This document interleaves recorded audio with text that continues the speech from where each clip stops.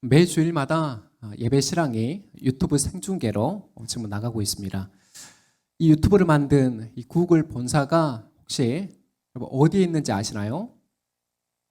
미국 샌프란시스코 서부죠. 남부에 위치한 실리콘밸리에 있습니다.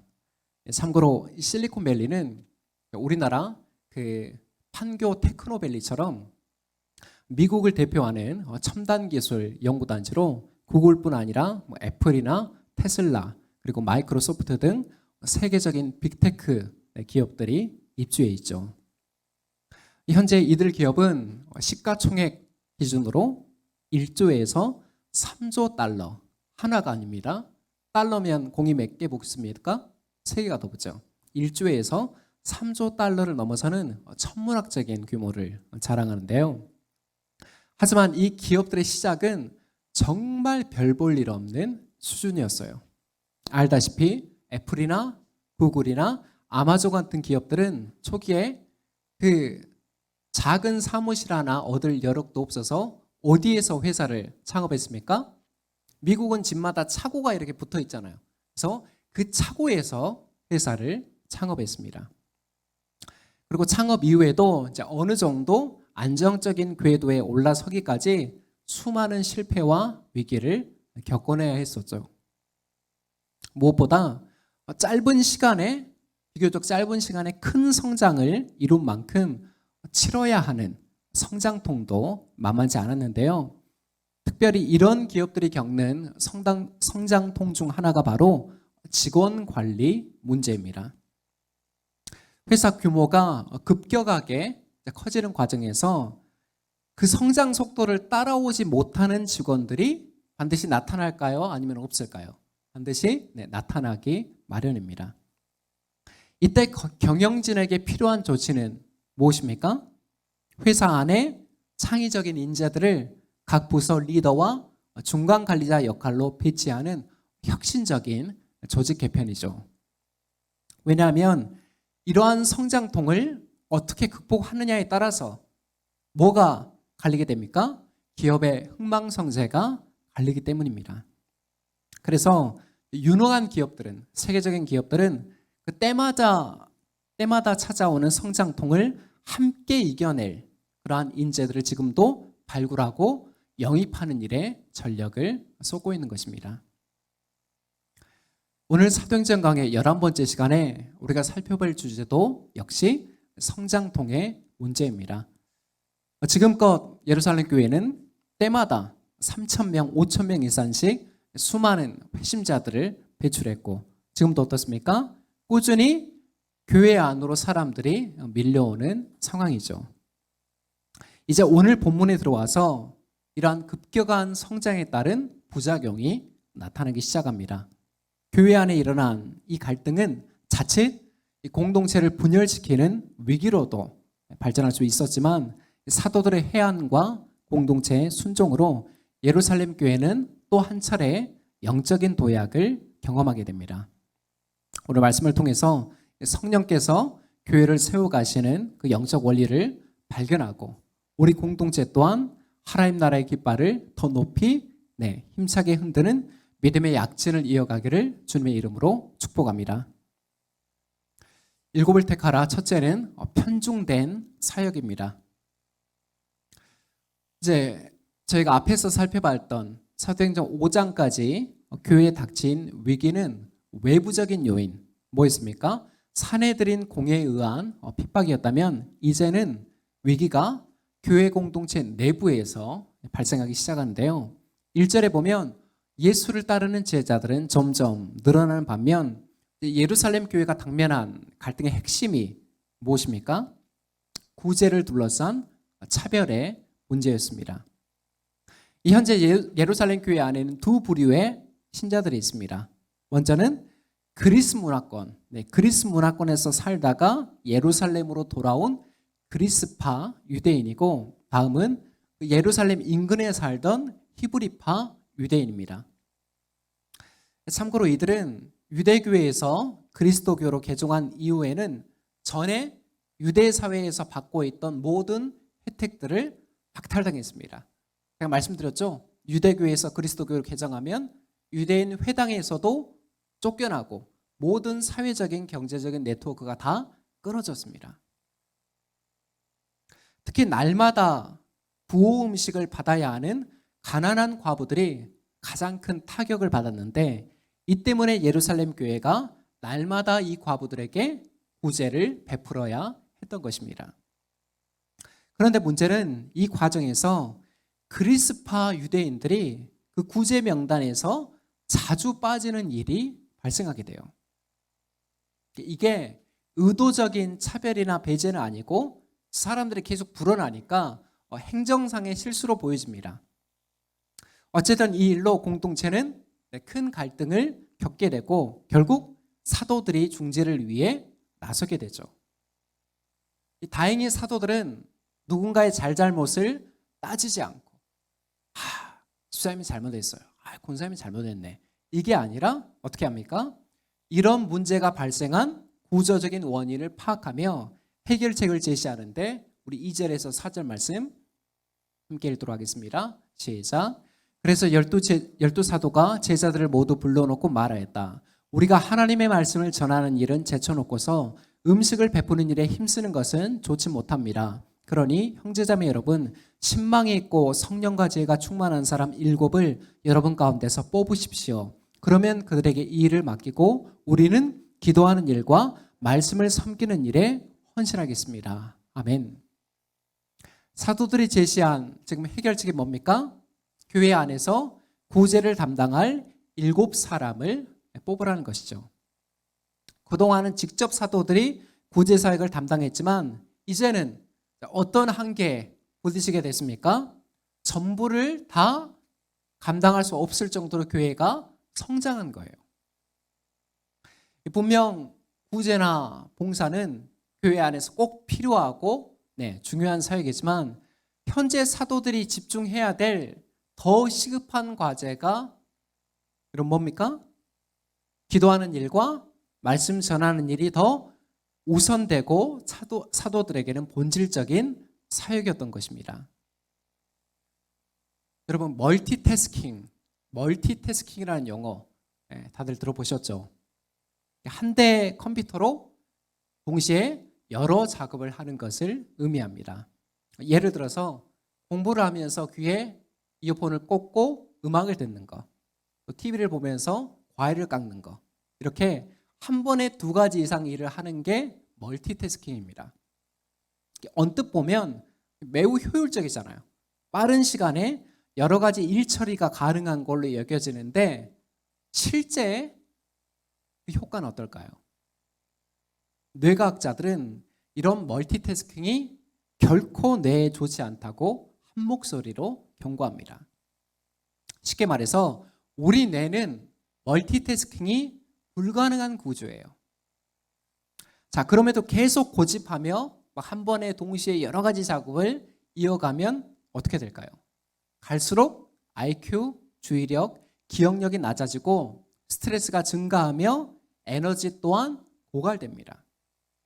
심지어는 알츠하이머, 치매 같은 뇌질환에 노출된 위험성도 높아지는데요. 그래서 뇌과학자들은 멀티태스킹, 여러 가지가 아니라 모노태스킹, 곧 한 가지 일에만 집중하며 나머지 일들은 우선순위에 따라서 처리할 것을 조언하는 것입니다. 오늘날 적지 않은 목회자들이 이와 비슷한 슈퍼맨 신드롬에 노출되어 있는데요. 슈퍼맨 신드롬이 뭐냐면 내가 모든 것을 처리하지 않으면 일이 되지 않는다. 내가 다 간섭하고 내가 다 책임져야 일이 된다라는 강박적인 사고입니다. 저만 보더라도 맡고 있는 교회 사역이 대략 이렇습니다. 예배와 설교 준비, 교회 행정과 신방, 새신자 교육, 교육부서 관리, 개인 집필 사역, 영상 편집 및 유튜브 관리 등. 따지고 보면 하나하나가 모두 전문성을 요구하는 사역들입니다. 게다가 저희 같은 작은 교회는 어떻습니까? 현실상 부교육자를, 부사역자를 둘 형편이 못 되어서 늘 딜레마를 안고 있어요. 그 딜레마가 뭡니까? 목사 한 사람이 모든 사역을 다 도맡아서 하다가 육체적으로나 정신적으로 소진되고, 이러한 상태가 장기화되면 목회에 대한 열정마저 잃어버리게 되는 번아웃에 빠지게 되는 것입니다. 안타깝지만 제 주변에서도 이렇게 목회자가 자기 혼자 고군분투하다가 번아웃, 완전히 탈진되어서 목회를 그만두거나 아니면 다른 교회 부목사로 가는 경우도 제 지금 주변에서 일어나고 있는 사례이기 때문에 저도 이렇게 과부하가 걸리지 않기 위해서 주의를 기울이는 중입니다. 사랑하는 여러분, 목회자 한 사람에게 과도한 역할을 요구하고 높은 기대를 거는 교회가 과연 얼마나 지속 가능성이 있을까요? 저는 그런 상태로 롱런하는 교회, 계속해서 나아가는 교회를 본 적이 거의 없습니다. 그렇다면 실제적인 해결책은 무엇입니까? 오늘 사도들의 제안처럼 교회 공동체가 주님이 맡긴 거룩한 짐, 사역의 짐을 함께 나눠지며 감당하는 것인데, 이어서 그 구체적인 모습을 살펴보도록 하겠습니다. 일곱을 택하라. 두 번째는 분화된 사역입니다. 5절에서 10절 말씀 함께 읽도록 하겠습니다. 시작. 모든 사람이 이 말을 좋게 받아서 믿음과 성령이 충만한 사람인 스데반과 빌립과 브로고로와 니가노르와 디몬과 바메나와 안디옥 출신의 이방 사람으로서 유대교에서 개종한 사람인 니골라를 뽑아서 사도들 앞에 세웠다. 사도들은 기도하고 그들에게 안수하였다. 하나님의 말씀이 계속 퍼져나가서 예루살렘에 있는 제자들의 수가 부쩍 늘어나고 제사장들 가운데서도 이 믿음에 순종하는 사람들이 많았다. 스데반은 은혜와 능력이 충만해서 백성 가운데서 놀라운 일과 큰 기적을 행하고 있었다. 그때 구레네 사람과 알렉산드리아 사람과 길리기아와 아시아에서 온 사람으로 구성된 이른바 리버디노 회당에 소속된 사람들 가운데서 몇이 들고 일어나서 스데반과 논쟁을 벌였다. 그러나 스데반이 지혜와 성령으로 말하므로 그들은 스데반을 당해낼 수 없었다. 아멘. 사도들의 제안에 예루살렘 교회는 순종하고 또 내부적으로 의논해서 스데반과 빌립과 브로고로, 니가노르, 디몬, 바메나, 니골라 이렇게 7사람을 택하여 세웠는데, 이들의 공통점이 뭡니까? 공통점이 뭐예요? 교회 공동체 안에서 칭찬받는 믿음과 성령이 지혜가 충만한 사람들이었습니다. 흔히 이들을 초대교회 7집사라고 부르는데, 정확히 말하면 집사는 나중에 후대에 생긴 직분입니다. 이어서 나오겠지만 이 7사람은 구제뿐 아니라 어떤 사역들에도 참가했습니까? 6장, 이제 7장, 8장에 나오는 대로 구제뿐 아니라 설교자나 전도자로도 활동하며 사도들의 사역을 공유하고 대행했던 그런 역할이었어요. 교회는 이 7 일꾼을 사도들 앞에 세웠고 사도들은 이들에게 기도와 안수를 베풀었습니다. 놀라운 점은 교회 안에 갈등이 일어났고 그게 큰 위기로 번질 수 있는 상황에서 이렇게 7 일꾼이 세워지자 교회 안에 어떤 변화가 나타나게 됩니까? 고재로 인해서 발생했던 그 갈등이 봉합되고 복음의 역사는 더욱 힘있게 나타나는데, 7절에서 뭐라고 얘기하고 있습니까? 예루살렘에 있는 제자들의 수가 부쩍 늘어나고 제사장들 가운데서도 이 믿음에, 이 십자가의 도에 순종하는 사람들이 많았다고 적었다고요? 많았다. 물론 여기에서 말하는 제사장은 그 헤롯 성전에 상주하는 그 대제사장 그룹, 가야바와 안나스와 당시에 유대 종교 기득권을 잡고 있었던 그 대제사장 그룹이 아니라 큰 역할이 없었던 생계형 제사장을 의미합니다. 그럼에도 제사장들이 이 복음 앞에, 나사렛 예수의 복음 앞에 무릎을 꿇었다는 것은 여러분 무엇을 의미하죠? 부활의 복음이 그 낡은 유대교 체제, 유대교의 종말을 선언하고 예루살렘에서 생명의 기운을 발산하고 있다는 증거입니다. 예수님은 부활하셔서 승천하셨지만 이제 남은 사도들이 뭘 증거하고 있었습니까? 부활의 복음을 지금 증거하고 있잖아요. 그래서 그 복음 안에 있는 생명력이 막 발산하는 거예요. 계속해서 제자들의 수가 늘어나고 제사장들 무리도 이 복음 앞에 복종하는 그런 놀라운 역사가 일어나고 있는 것입니다. 자, 이어서 7 일꾼 중 한 사람인 스데반이 등장하는데 그의 활약이 어떻습니까? 스데반이 은혜와 능력이 충만하여 백성들 가운데서 놀라운 일과 기적들을 행했습니다. 이 모습이 구체적으로 어떤 건지는 지금 본문에 나와 있지는 않지만 앞에서 베드로가 일으켰던 치유와 기적들 기억나시죠? 네. 그 사도들을 통해서 일어났던 치유와 기적들이 이제 누구를 통해서 재현되고 있는 것입니까? 스데반을 통해서 동일하게 재현되고 있는 것입니다. 또한 당시에는 당시 예루살렘에는 그 지중해 지역에 퍼져 있던 디아스포라 유대인들이 고국으로 돌아와서 예루살렘으로 돌아와서 회당을 짓고 활동하고 있었는데요. 그런데 이들과 스데반 사이에 치열한 신학적인 논쟁이 벌어졌습니다. 선거 전에도 100분 토론 이번에 했잖아요. 얼마나 날선 공방을 주고받습니까?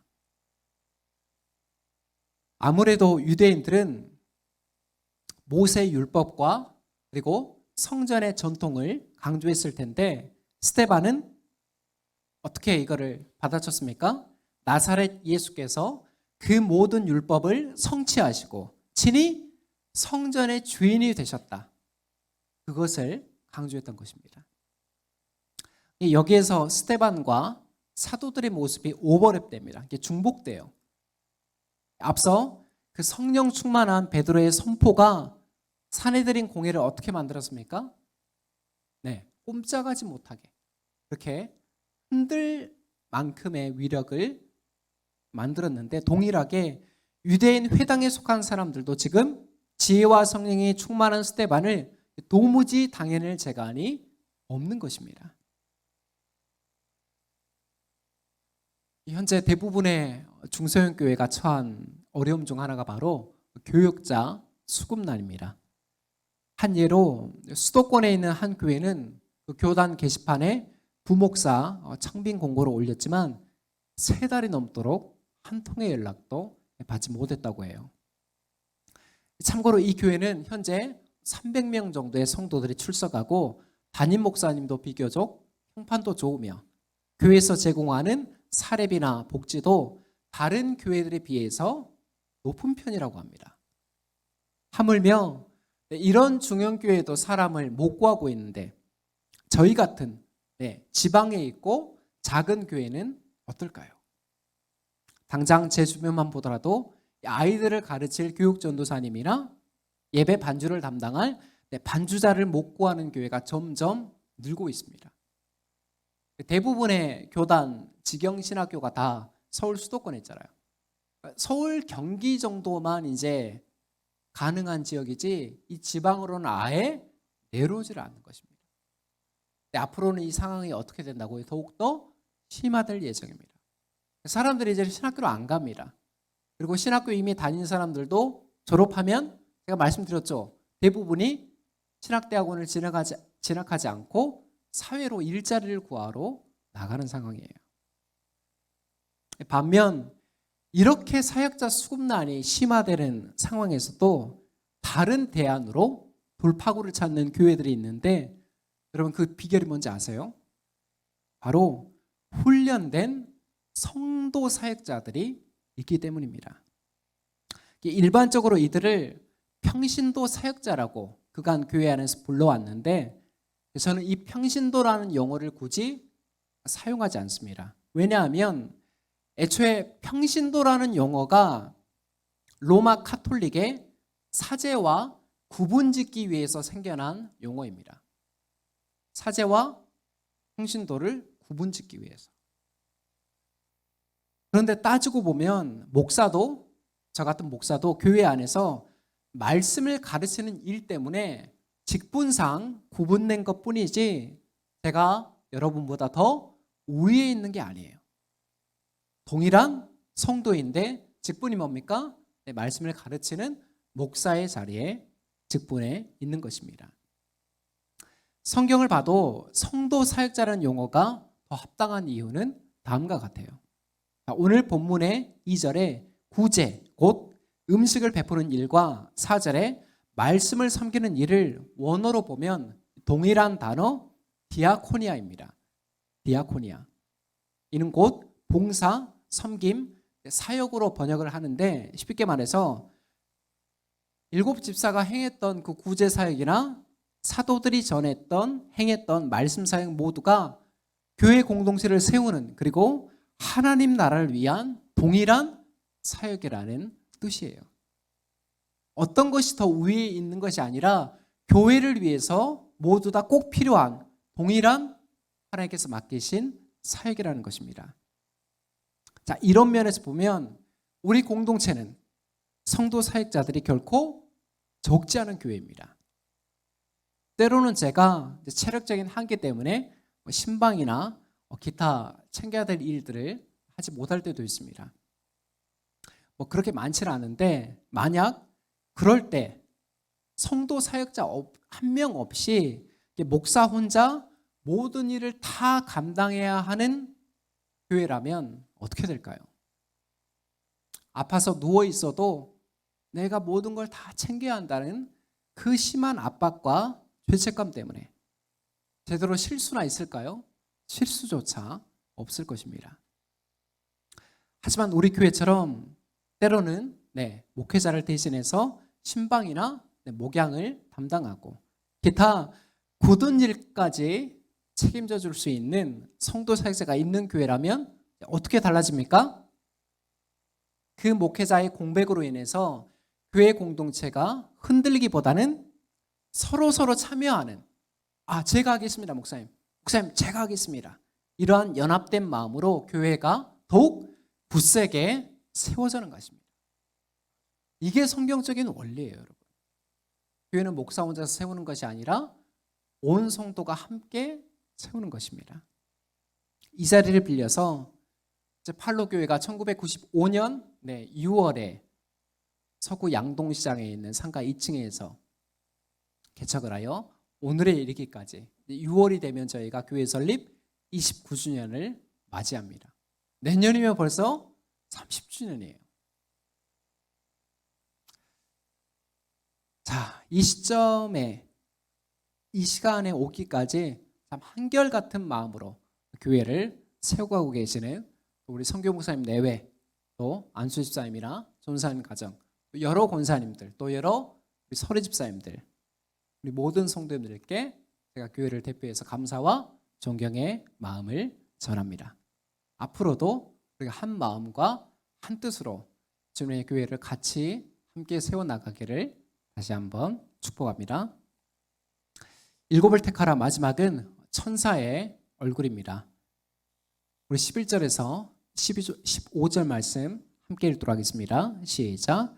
그러므로 그들은 사람들을 선동하여 스데반이 모세와 하나님을 못 오가는 말을 하는 것을 우리가 들었습니다 하고 말하게 하였다. 그리고 백성과 장로들과 율법학자들을 부추기고 스데반에게로 몰려가 그를 붙잡아서 공의회로 끌고 왔다. 그리고 거짓 증인들을 세워서 이렇게 말하였다. 이 사람은 쉴 새 없이 이 거룩한 곳과 율법을 거슬러 말을 합니다. 이 사람이 나사렛 예수가 이것을 헐고 또 모세가 우리에게 전하여 준 규례를 뜯어 고칠 것이라고 말하는 것을 우리가 들었습니다. 공회에 앉아있는 사람들이 모두 스데반을 주목하여 보니 그 얼굴이 천사의 얼굴 같았다. 아멘. 이제 끝으로 살펴볼 대목은 산헤드린 공회에 선 스데반의 모습입니다. 이제 앞서 스데반과의 그 논쟁에서 패한 디아스포라 회당 사람들 기억나시죠? 결국 그 사람들이 자기들 분을 참지 못해서 사람들을 선동하여 스데반을 끌고 가 산헤드린 공회 앞에 세우게 됩니다. 그런데 자세히 살펴보면 이 고소 방식이 어디에서 많이 봤던 장면 아니에요? 어디서 봤습니까? 복음서에 나와 있는 예수님을 고발했던, 예수님을 고소했던 장면과 똑같습니다. 회당 사람들이 어떻게 사람들을 선동하고 거짓 증인들을 앞세워 그리고 가짜 뉴스를 퍼뜨렸습니까? 스데반이 모세와 하나님을 모독했으며 거룩한 이 성전과 율법을 거스르는 말을 계속해서 했다고 주장한 거예요. 그렇게 고발했습니다. 여러분, 지금 스데반이 서 있는, 끌려와 있는 이 사내들인 공회가 어떤 자리예요?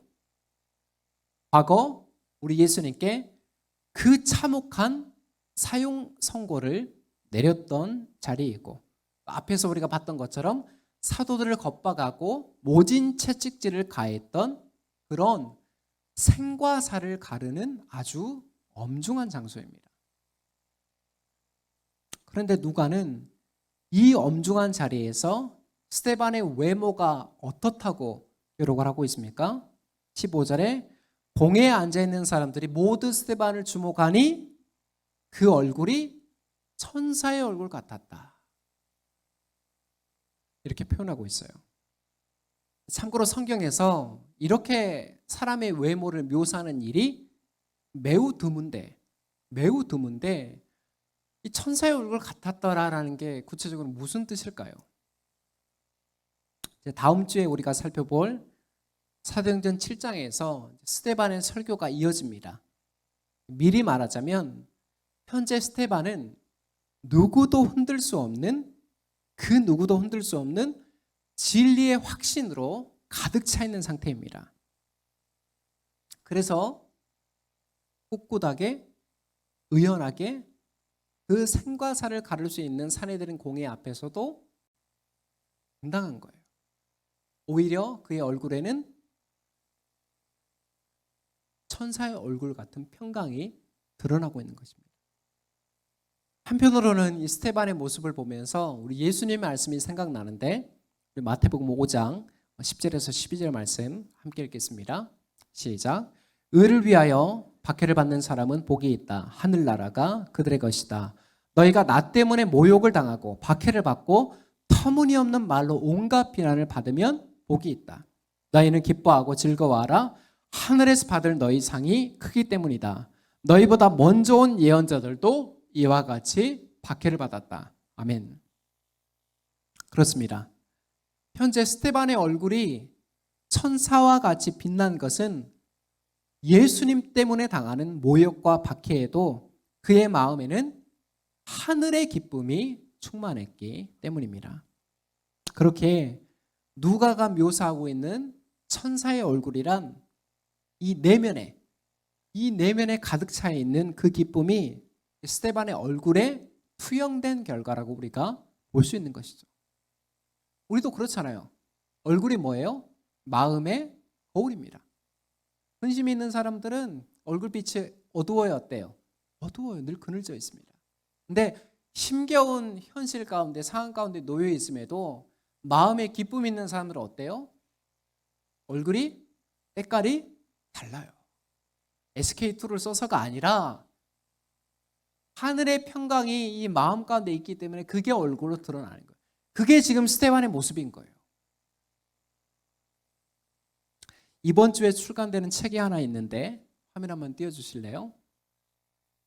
네, 제목이 엄마의 일기가 하늘에 닿으면, 엄마의 일기가 하늘에 닿으면이라는 책입니다.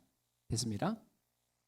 선율 출판사에서 만들었고, 제가 지금 쓰고 있는 원고도 올 가을쯤에 이 선율 출판사에서 나올 예정입니다. 이 책을 쓴 저자는 현재 독일 도르트문트에서 한인교회를 목회하고 있는 이화정 목사님입니다. 이 제목처럼 이 책의 주된 내용은 이 목사님의 어머니의 일기에 관한 겁니다.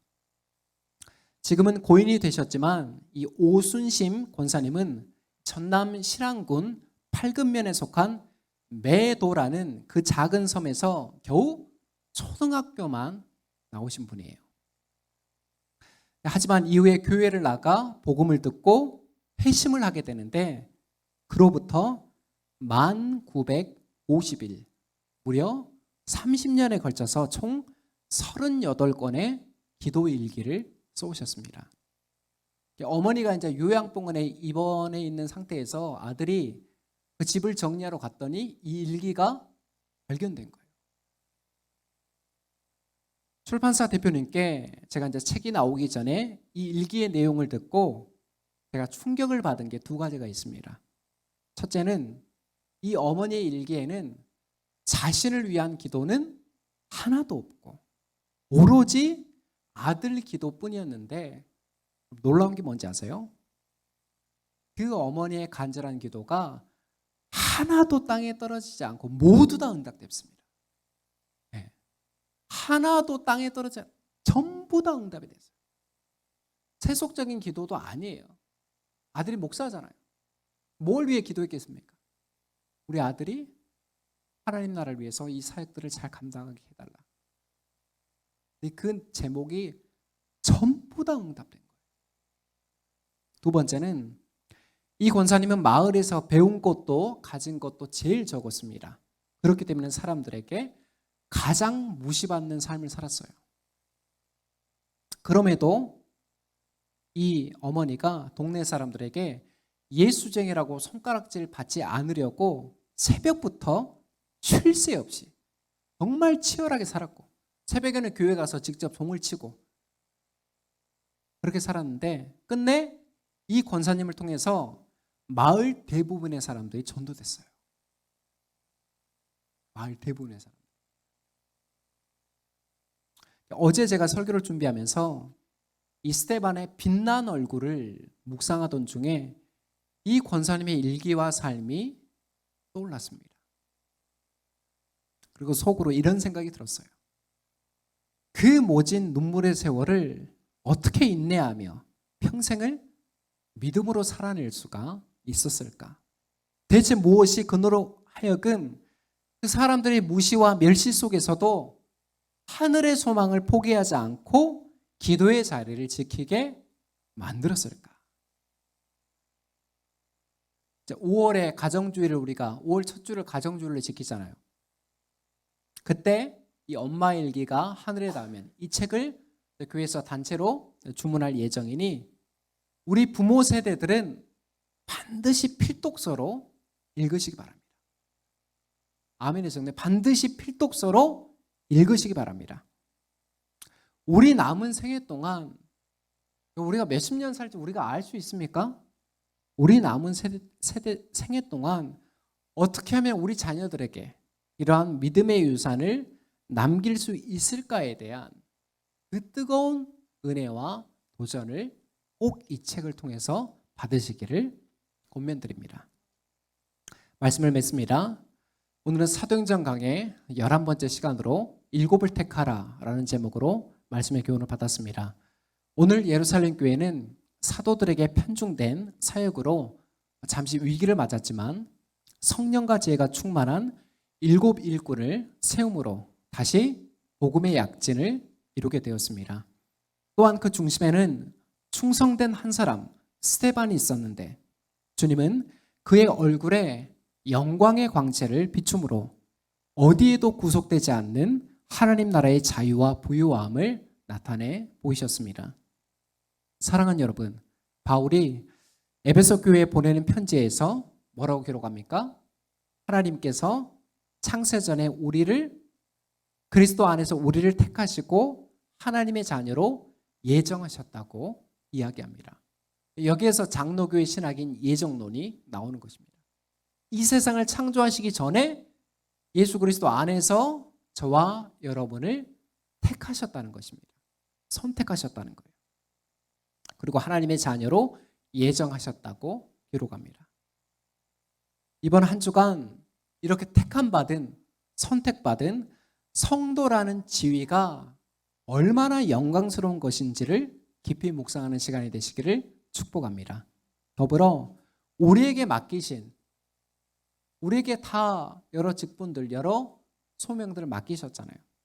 그 찬란한 소명을 우리가 다시 한번 되새기며 순전하고 충성된 마음으로 교회 공동체를 섬기고 거짓과 가면으로 치장한 세상 앞에는 천사의 얼굴로 응대하는 그런 빛난 주님의 군사로 서기를 예수 그리스도 이름으로 축원합니다. 기도하겠습니다.